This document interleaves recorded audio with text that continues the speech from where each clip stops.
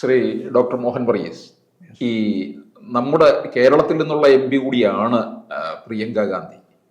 അപ്പം വയനാട്ടിൽ വന്നാണ് പാർലമെന്റിലേക്കൊരു രംഗപ്രവേശം നടത്തിയിരിക്കുന്നത് തന്നെ.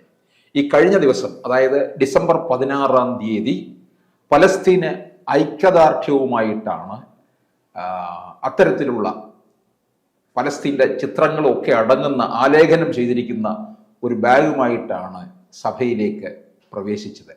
ഈ ഡിസംബർ 16 മറ്റൊരു പ്രത്യേകതയുള്ളതെന്ന് പറഞ്ഞാൽ വിജയ് ദിവസാണ്. ആ ദിവസത്തെക്കുറിച്ച് അറിയാതെ പോയതോ അതോ അറിയില്ലയോ വിസ്മരിച്ചുകൊണ്ടാണ് ഈ പലസ്തീൻ ഐക്യദാർഢ്യവും ആയിട്ട് രംഗത്ത് വന്നിരിക്കുന്നത്. പക്ഷേ ഇതിനെ പാകിസ്ഥാൻ മുൻ മന്ത്രി പ്രശംസിച്ചിരിക്കുകയാണ്. അവിടുത്തെ പാർലമെന്റ് അംഗങ്ങളോട് പറയുകയാണ്, നിങ്ങൾ കണ്ടുപഠിക്കുമെന്ന്. ഇത് നമ്മളെ ഞെട്ടിപ്പിക്കുന്ന ഒരു കാര്യമല്ല. ഇത് ഈ ഔചിത്യബോധം എന്നൊരു കാര്യമുണ്ട്. ഡിസംബർ 6 ഒരു പ്രത്യേകത, 93,000 പാകിസ്ഥാൻ സൈനികരും അർദ്ധസൈനിക വിഭാഗവും ഇന്ത്യയുടെ മുമ്പിൽ ആയുധം വെച്ച് കീഴടങ്ങിയ ദിവസമാണ് ഡിസംബർ 16, 1971. ആ ദിവസത്തിന് ഓർമ്മ പുതുക്കുന്ന ദിവസം. അതേ ദിവസം തന്നെ ഒരു സഞ്ചിയുമായി, അതായത് മത്തങ്ങായുടെ തണ്ണിമത്തനാണല്ലോ ലിബറേഷൻ്റെ, പലസ്തീൻ ഐക്യദാർഢ്യത്തിൻ്റെ ചിഹ്നമായി, പ്രതീകമായി ഉപയോഗിക്കുന്ന തണ്ണിമത്തൻ, ആ തണ്ണിമത്തൻ, മുറിച്ച തണ്ണിമത്തൻ്റെ ചിത്രവുമായി പ്രിയങ്ക ഗാന്ധി ഒരു സഞ്ചിയും തൂക്കി പാർലമെന്റിലേക്ക് എത്തുമ്പോൾ what message does she want to convey എന്നതാണ് ചോദ്യം. അപ്പം ഇവിടെ ബംഗ്ലാദേശിലെ പീഡനം അനുഭവിക്കുന്ന മതന്യൂനപക്ഷങ്ങളോട് ഐക്യദാർഢ്യം പ്രഖ്യാപിക്കാനാണോ, അതോ ഇസ്രയേലി ആധിപത്യത്തിൽ ബുദ്ധിമുട്ട് അനുഭവിക്കുന്ന പലസ്തീൻ ജനതയോട് ഐക്യദാർഢ്യം പ്രഖ്യാപിക്കുകയാണോ ഡിസംബർ 16 പ്രാധാന്യം? മറ്റ് ദിവസങ്ങളിലൊക്കെ ഇന്ത്യയുടെ നയം തന്നെ പലസ്തീൻ ജനതയോട് നമുക്ക് ഐക്യദാർഢ്യമുണ്ട്. പലസ്തീനിൽ നടക്കുന്ന നരനായാട്ട് തീർച്ചയായും അപലപനീയമായ കാര്യമാണ്. കോൺഗ്രസ് പാർട്ടിയുടെ നിലപാടങ്ങനെ തന്നെയാണ്. അത് ഇന്ത്യക്ക് അങ്ങനെ അല്ല നിലപാടെന്ന് പറയാനാവില്ല. പക്ഷേ ആ ദിവസം നമ്മൾ ഏറെ പ്രതീക്ഷയോടുകൂടിയാണ് പ്രിയങ്ക ഗാന്ധിയെ പാർലമെന്റിലേക്ക് വിട്ടത്. പ്രിയങ്ക ഗാന്ധിയുടെ കന്നി പ്രസംഗം അത് കാര്യമായ ചലനങ്ങളൊന്നും ഉണ്ടാക്കിയില്ല. പ്രിയങ്ക ഗാന്ധി വളരെ സോബറായി, വലിയ കയ്യും കലാശവും ഒന്നും ഇല്ലാതെ വയനാടിനെ കുറിച്ച് പറഞ്ഞിട്ടുമില്ല. വയനാടിനെ കുറിച്ച് കഴിഞ്ഞ ദിവസം ഒരു ചോദ്യം ഉണ്ടായിരുന്നു. ഒരു ചോദ്യം ചോദിച്ചു എന്നതല്ലാതെ പ്രിയങ്ക ഗാന്ധി വയനാടിൻ്റെ മാത്രം എം പി അല്ല. ഒരു പക്ഷേ പ്രിയങ്ക പൊസിഷൻ ചെയ്യുന്നത് രാഹുൽ ഗാന്ധിയും പ്രിയങ്ക ഗാന്ധിയും രണ്ട് ഭാഗത്ത് നിന്ന് മോദിക്കെതിരെ അതിശക്തമായ കമ്പൈൻഡ് ആക്രമണം, അല്ലേ? When lions hunt they hunt in pair എന്നാണല്ലോ പറയുക. അപ്പം ആ രീതിയിലൊക്കെ ഒരു സ്വപ്ന സാമ്രാജ്യത്തിലാണ് രാഹുൽ ഗാന്ധിയും പ്രിയ സഹോദരി പ്രിയങ്ക ഗാന്ധിയുമൊക്കെ. പക്ഷേ അതിന് ചേരുന്ന രീതിയിലുള്ള ഒരു പക്വമാർന്ന പെരുമാറ്റം രാഹുൽ ഗാന്ധിയിൽ നിന്നും പ്രിയങ്ക ഗാന്ധിയിൽ നിന്നും ഉണ്ടാകുന്നു എന്നതാണ് പ്രധാനം. രാജ്യം ഒന്നാകെ രാഹുൽ ഗാന്ധി പ്രതിപക്ഷ നേതാവായി തിരഞ്ഞെടുക്കപ്പെട്ടപ്പോൾ എല്ലാവരും പറഞ്ഞു, വലിയൊരു വിഭാഗം നിരീക്ഷകർ പറഞ്ഞു, ഇതാ കടന്നു വരുന്നു രാഹുൽ റീലോഡഡ്. അതായത് പപ്പു ഇമേജ് എന്ന മേലങ്കി വലിച്ചെറിഞ്ഞുകൊണ്ട് ഉഗ്രപ്രതാപശാലിയായ കഥ പറയുന്ന, കാവ്യാത്മകമായി സംസാരിക്കുന്ന, കുറിക്കുകൊള്ളുന്ന പ്രയോഗങ്ങൾ നടക്കുന്ന, ഈ അഭയമുദ്രയൊക്കെ കാണിച്ച് ജനങ്ങളെ കയ്യിലെടുക്കുന്ന, ശിവതാണ്ഡവം ആടുന്ന രാഹുൽ ഗാന്ധി, പാർലമെന്റിനെ ഇളക്കി മറിക്കുന്ന രാഹുൽ ഗാന്ധി. അതൊക്കെ ഒരു കൺസിസ്റ്റന്റ് പ്രകടനമാണോ എന്നത് കഴിഞ്ഞ ദിവസത്തെ രാഹുൽ ഗാന്ധിയുടെ പ്രകടനവും ഒരു പക്ഷേ ഒന്നുകൂടി we need to put it under the scanner.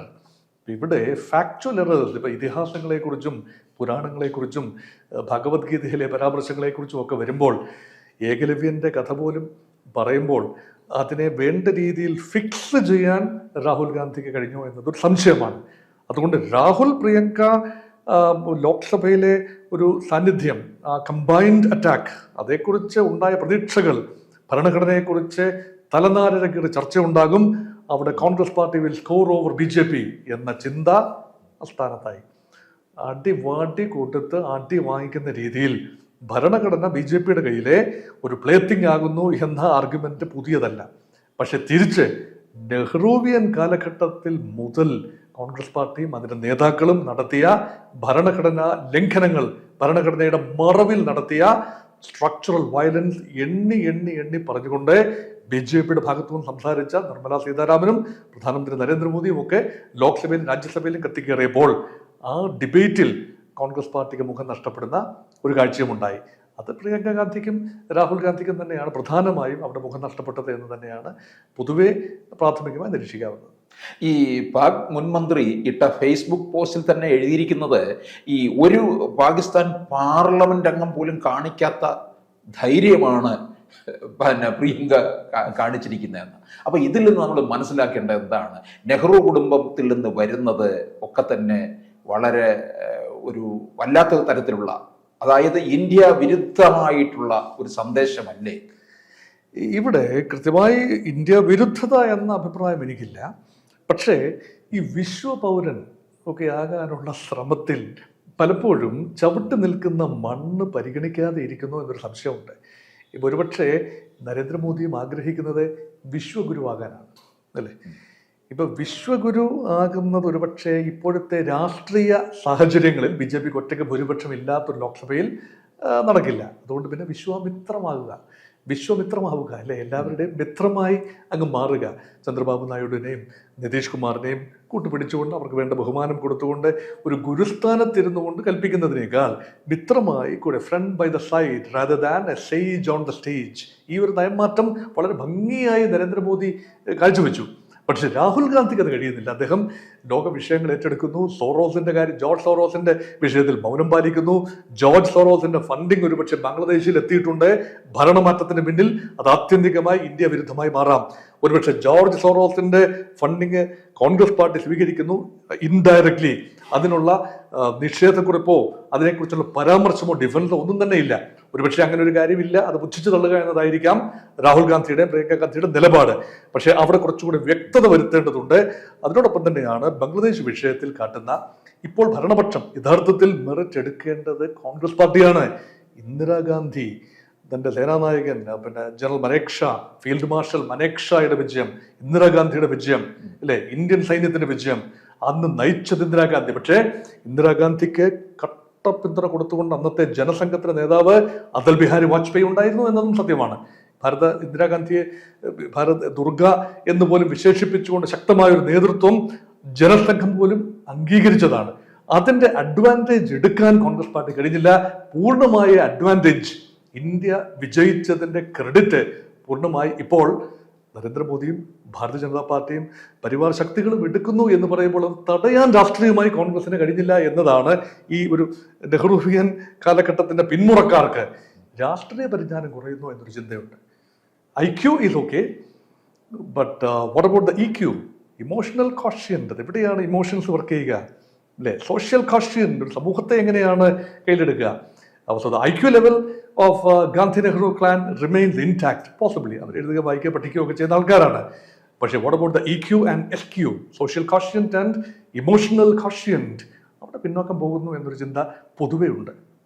ഈ നമുക്കറിയാം, രാഹുൽ ഗാന്ധിയും ഇടയ്ക്ക് US സന്ദർശന വേളയിലൊക്കെ ഇന്ത്യ വിരുദ്ധമായിട്ടുള്ള അവിടുത്തെ സർവകലാശാലകളിലൊക്കെ ചെന്ന് നടത്തിയിട്ടുള്ള പ്രസംഗമൊക്കെ നമുക്ക് ഓർമ്മയിലുണ്ടല്ലോ. അപ്പം അതിൻ്റെയൊക്കെ തന്നെ ഒരു പിന്തുടർച്ചയായിട്ടല്ലേ ഇപ്പോൾ പ്രിയങ്കയും മാറുന്നത്? ഇപ്പോൾ സിഖുകാർ ഇന്ത്യയിൽ രണ്ടാം കിട പൗരന്മാരാണ് എന്ന ധ്വനി ജനിപ്പിക്കുന്ന രീതിയിൽ രാഹുൽ ഗാന്ധി അമേരിക്കയിൽ ഒരു ചോദ്യത്തിന് ഉത്തരം പറയുന്ന വേളയിൽ പറയുമ്പോൾ അതുണ്ടാക്കുന്ന ദൂരവ്യാപകമായ ഫലങ്ങൾ കൺസിഡർ ചെയ്യാൻ രാഹുൽ ഗാന്ധി കഴിഞ്ഞില്ല. കാരണം ഒരിക്കൽ രാഹുൽ ഗാന്ധിയിൽ നിന്ന് പ്രതീക്ഷിക്കുന്ന ക്യാബിനറ്റ് റാങ്കുള്ള ഒരാളാണ് പ്രതിപക്ഷ നേതാവ്.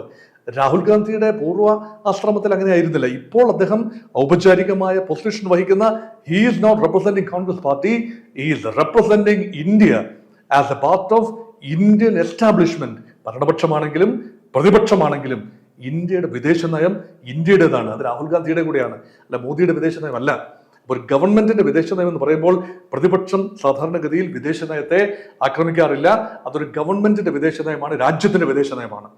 അതിൽ നിന്നും വിഭിന്നമായി ഇവിടെ ആഭ്യന്തരമായി സ്ഥിതിഗതികൾ ഭദ്രമല്ല എന്ന് പറയുമ്പോൾ അവിടെ രാജ്യങ്ങൾക്ക് മുമ്പിൽ, ലോക സമൂഹത്തിന് മുന്നിൽ ഇന്ത്യയെ വില കുറച്ച് കാട്ടാനായി മനഃപൂർവ്വമായി ഉള്ള ഒരു തീരുമാനമാവില്ല എങ്കിൽ പോലും അതിന് രാഹുൽ ഗാന്ധിയുടെ ഇടപെടലുകൾ കഴിയുന്നുണ്ട് എങ്കിൽ, അല്ലെങ്കിൽ തൻ്റെ വാക്കുകൾ കൊണ്ട് ആ ഒരു കാര്യം വ്യംഗ്യമായിട്ടെങ്കിലും ഇന്ത്യയോടുള്ള അവഗണന ലോകരാജ്യങ്ങൾക്ക് ഉണ്ടാകുന്നുവെങ്കിൽ ശ്രദ്ധിക്കേണ്ട കാര്യം തന്നെയാണ്. രാഹുൽ ഗാന്ധി ശ്രദ്ധിച്ചെങ്കിലേ പറ്റൂ.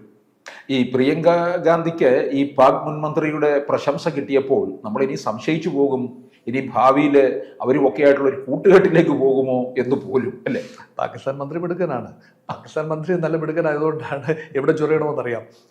രാഹുൽ ഗാന്ധി ഒരുപക്ഷെ മനസ്സിൽ പോലും ഉദ്ദേശിച്ച് കാണത്തില്ല ഇതൊന്നും. പക്ഷേ അവിടെ ചൊറഞ്ഞു വെക്കുമ്പോൾ ഇന്ത്യ ദുർബലമാകുകയാണ്. ഇപ്പൊ ശക്തമായ ഒരു ഭരണപക്ഷം, ശക്തമായ പ്രതിപക്ഷം, അതാണ് ഇന്ത്യൻ ജനാധിപത്യത്തിന്റെ ചാരുത.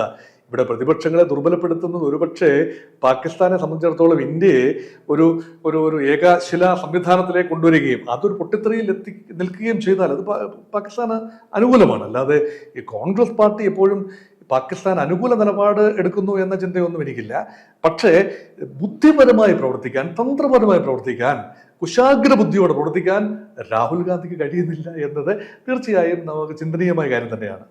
കൂടുതൽ വാർത്തകളും വിശേഷങ്ങളും നിങ്ങളിലേക്ക് എത്താൻ ABC മലയാളം സബ്സ്ക്രൈബ് ചെയ്യുക, ബെൽ ബട്ടണും അമർത്തുക.